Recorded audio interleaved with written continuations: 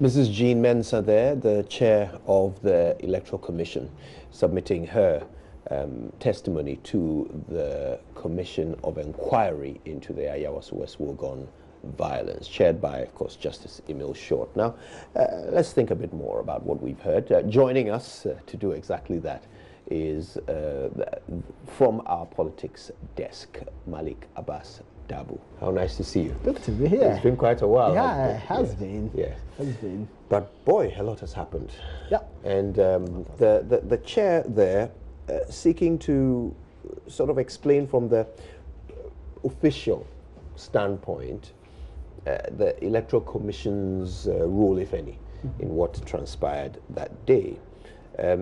Seeking to make the important point that in terms of how the actual election was carried out, whatever these violent acts were, did not impact on the outcome of the election. But your general thoughts on what she had to share? Well, I mean, what she did was to repeat a certain thread that I have, you would have observed amongst all chairpersons of the Electoral Commission.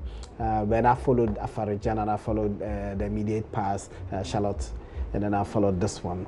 One common thread is often that the Electoral Commission is not responsible for the conduct of security during elections. The EC's role is primarily the voting process.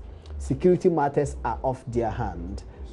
So you see that thread running through all of the chairpersons and their submissions relating to this.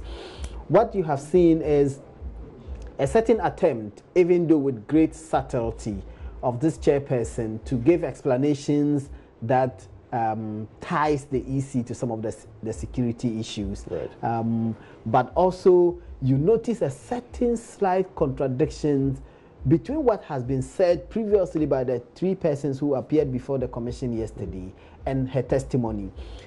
Yesterday, and I heard the National Security Minister, Albert Kandapa, then the minister who is also Minister of State, also at the National Security Ministry, Brian Achampong, saying that the 35 national security operatives who were part of the incident were not at polling stations.